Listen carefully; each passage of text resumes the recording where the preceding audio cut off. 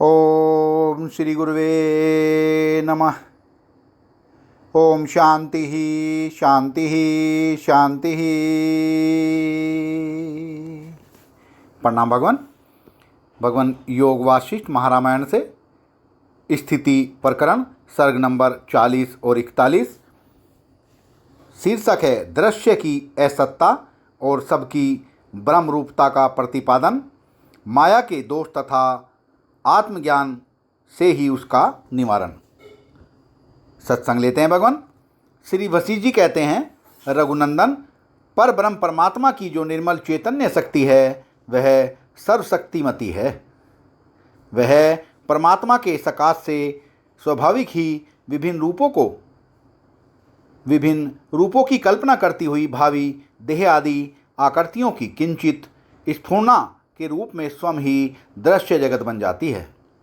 उस चेतन शक्ति का संकल्प रूप मन ही अपने संकल्प मात्र से क्षण भर में गांधर्व नगर के समान इस असत अर्थात मिथ्या दृश्य प्रपंच का विस्तार कर देता है और सब ओर प्रकाशित होता हुआ वह स्वयं प्रकाश सच्चिदानंद घन परमात्मा ही जब बाह्य दृष्टि से दृश्यमान आकाश रूप होकर स्थित होता है, वही यह सबकी दृष्टि अर्थात अनुभव में आने वाला प्रसिद्ध आकाश है। वही परमात्मा कमल जन्मा ब्रह्मा का संकल्प करके उनके उस स्वरूप को देखता है। तदंतर दक्ष आदि प्रजापतियों की कल्पना करके जगत की कल्पना करता है। श्री राम इस प्रकार 14 भुवनों में रहने के कारण 14 प्रकार के अनंत प्राणी समुदाय के कोलाहल से युक्त यह सृष्टि परमात्मा के चित्त से ही निर्मित हुई है। भूतल से संबंध रखने वाले सभी प्राणियों में जो ये मनुष्य जाति के प्राणी हैं, ये ही आत्मज्ञान के उपदेश के पात्र हैं। श्री राम, यह जगत अमुक निमित्त से और अमुक उपादान से उत्पन्न हुआ है। यह जो वाणी की रचना या कल्पना है वह शास्त्रोक्त मर्यादा के निर्वाह के लिए है, वास्तव में कुछ नहीं है, क्योंकि परमात्मा में विकार, अवयव, विभिन्न दिशाओं की सत्ता तथा देश काल आदि के कर्म संभव नहीं हैं। यद्यपि इनका आविर्भाव प्रत्यक्ष देखा जाता है, तथापि निराकार, निर्विकार और सर्वगत परमात्मा में इन सब का होना कदापि संभव नहीं। उस चिन्मय परमात्मा के बिना जगत के किसी दूसरे मूल कारण की कल्पना ही नहीं हो सकती। दूसरी कोई कल्पना न है न होगी। क्रम, शब्द और अर्थ अन्यंत्र कहाँ से आ सकते हैं तथा व्यवहार जनित उक्तियाँ भी उस परमात्मा के सिवा और कहाँ से संभव हो सकती हैं। यहाँ जो कल्पनाएं हैं, जो पदार्थ हैं, उनके वाचक जो शब्द हैं और जो वाक्य हैं, वे सब उस सत स्वरूप परमात्मा से उत्पन्न तथा सद्रूप होने के कारण सत ही समझे जाते हैं। यह जगत भिन्न है और यह ब्रह्म भिन्न है। इस तरह के शब्दों और अर्थों का व्यवहार श्रम केवल वाणी में है, परमात्मा में नहीं, क्योंकि परिच्छेद होने पर ही भिन्नता होती है।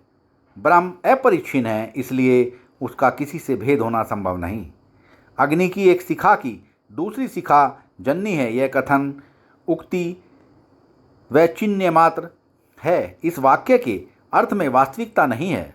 इसी प्रकार परमात्मा के विषय में जन्य, जनक आदि शब्दों का व्यवहार वास्तव में संभव नहीं है, क्योंकि अनंत होने के कारण जब ब्रह्म एक ही है तब वह किसको किस तरह उत्पन्न करेगा। जैसे समुद्र में जो तरंगों का समूह दिखाई देता है वह उससे भिन्न नहीं है, उसी प्रकार ब्रह्म में जो अर्थबोधक शब्द दृष्टिगोचर होता है उसे विद्वान पुरुष ब्रह्म ही मानते हैं। ब्रह्म ही चेतन जीवात्मा है, ब्रह्म ही मन है, ब्रह्म ही बुद्धि है, ब्रह्म ही अर्थ है, ब्रह्म ही शब्द है और ब्रह्म ही धातु है। ये सारा विश्व ब्रह्म ही है। इस विश्व से परे भी ब्रह्म पद ही है। वास्तव में तो जगत है ही नहीं, सब कुछ केवल ब्रह्म ही है। सर्वस्वरूप एवं सर्वव्यापी उस अनंत ब्रह्म पद से दूसरी कोई वस्तु उत्पन्न हो, यह संभव नहीं है। जो कुछ ब्रह्म से प्रकट हुआ है वह ब्रह्म रूप ही है। इस जगत में ब्रह्म तत्व के बिना कुछ भी होना संभव नहीं। निश्चय ही यह सब कुछ ब्रह्म ही है। यही परमार्थता यथार्थ कथन है। रघुनंदन, यह माया ऐसी है जो अपने विनाश से ही हर्ष देने वाली होती है, इसके स्वभाव का पता नहीं लगता। ज्ञान की दृष्टि से जब इसको देखने का प्रयत्न किया जाता है तब यह तत्काल नष्ट हो जाती है। अहो, संसार को बांधने वाली यह माया बड़ी ही विचित्र है। यद्यपि यह असत्य ही है, तथापि इसने अत्यंत सत्य की भांति अपना ज्ञान कराया है। जो पुरुष यह जगत ब्रह्म रूप से सत्य ही है अथवा मिथ्या होने के कारण असत्य ही है, इन दो बातों में से किसी एक को दृढ़ निश्चय के साथ जान लेता है और मन में आसक्ति न रखकर जगत को स्वप्न भूमि की भांति भ्रांति मात्र ही देखता है, वह कभी दुख में नहीं डूबता। जिसकी इन मिथ्याभूत देहेंद्रियां आदि रूप द्वैत भावनाओं में अहम बुद्धि है, वही दुख के सागर में डूबता है। स्वरूप ज्ञान से शून्य उस मिथ्यादर्शी पुरुष के लिए सब और केवल अविद्या ही विद्यमान है। जैसे जल में सूखी धूलि नहीं होती, उसी प्रकार महान पुरुष परमात्मा में विकार आदि कोई दोष नहीं होते। अविद्या रूपी नदी में बहता हुआ आत्मा इस संसार में आत्मा के यथार्थ ज्ञान के बिना अनुभव में नहीं आता और वह आत्मज्ञान शास्त्र के तात्पर्य का यथार्थ बोध होने से ही प्राप्त होता है। श्री राम परमात्मा की प्राप्ति के बिना अविद्या रूपी नदी का पार नहीं मिलता है। वह परमात्मा की प्राप्ति ही अक्षय पद कहलाती है। सत्संग को विराम देते हैं भगवान। प्रणाम भगवान।